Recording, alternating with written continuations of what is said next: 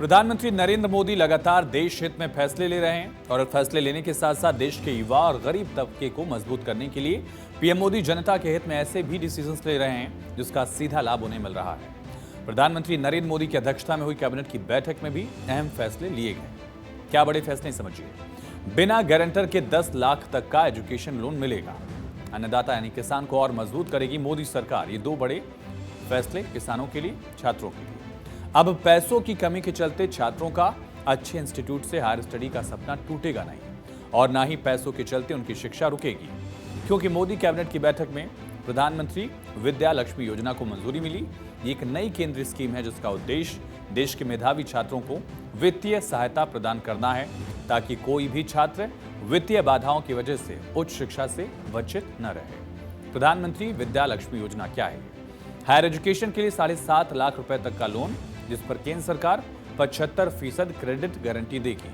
8 लाख रुपए सालाना आय वाले परिवार के बच्चों को 10 लाख रुपए तक के लोन पर 3% की ब्याज की छूट मिलेगी। 4.5 लाख रुपए तक की सालाना आय वाले छात्रों को पहले से पूर्ण ब्याज अनुदान मिल रहा है। हर साल 1 लाख स्टूडेंट्स को प्रधानमंत्री विद्या लक्ष्मी योजना से लोन दिया जाएगा। 2024-25 से 2030-31 के लिए दरअसल 3600 करोड़ रुपए का बजट तय किया गया है। 7 लाख नए छात्रों को लाभ मिलने की इससे उम्मीद है। योजना के दायरे में देश के प्रमुख 860 हायर एजुकेशन सेंटर्स के 22 लाख से अधिक छात्र आएंगे और इस योजना के माध्यम से लोन लेने के लिए किसी गारंटर की जरूरत नहीं है। कई बार एक बड़ी दिक्कत होती है छात्रों के सामने, किसी बड़ी संस्थान में पढ़ने का सपना होता है लेकिन घर पर उस तरह की राशि नहीं होती, पैसे नहीं होते हैं, तो उसके लिए सरकार लोन दे रही है। हालांकि लोन का सिलसिला पहले से ही कई सरकारों की तरफ से रहा है, ये सरकार भी दे रही है, लेकिन इसमें बड़ा फैक्टर ये है कि 75% जो ये है वो बिना गारंटी की लोन मिलेगी, यानी खुद सरकार एक तरह से गारंटी लेगी। और पीएम विद्या लक्ष्मी राष्ट्रीय शिक्षा नीति 2022 से निकली एक और महत्वपूर्ण पहल है। नेशनल एजुकेशन पॉलिसी का एक हिस्सा कह सकते हैं आप। इसमें सिफारिश की गई थी कि सार्वजनिक और निजी दोनों ही तरह के उच्च शिक्षा संस्थानों में मेधावी छात्रों को वित्तीय सहायता उपलब्ध कराई जानी चाहिए। फैमिली की फाइनेंशियल कंडीशन के कारण बहुत होनहार बच्चे कई बार हायर एजुकेशन से वंचित रहे।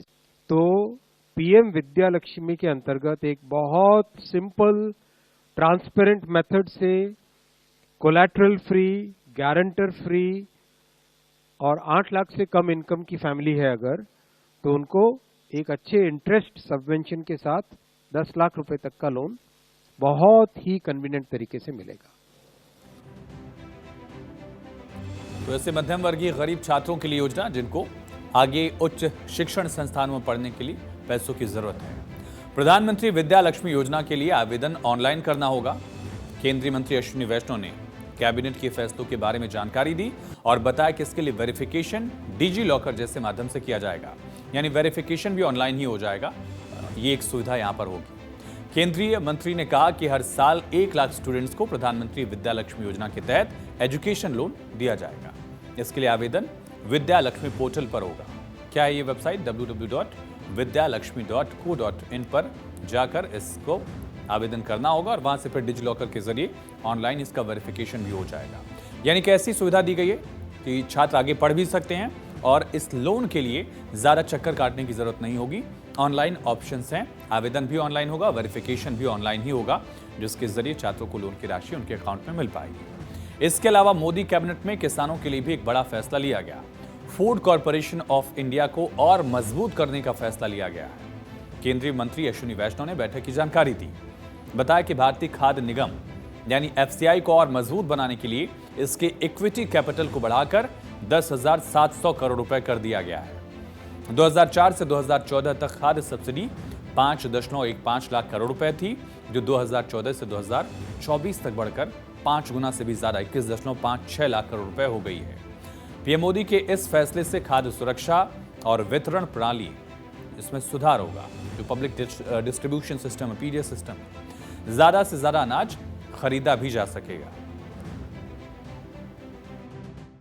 किसानों के संबंध में, किसानों के वेलफेयर के लिए, अन्नदाताओं के वेलफेयर के लिए एक के बाद एक बहुत बड़े फैसले लिए गए। इसी कड़ी में आज एक बहुत बड़ा फैसला लिया गया है। हम सब जानते हैं कि हमारे फूड के प्रोक्योरमेंट सिस्टम में Food Corporation of India has a very big role. FCI plays a very big role in the procurement of food, and especially the MSP का जो complete system है, उसमें FCI plays a very big role.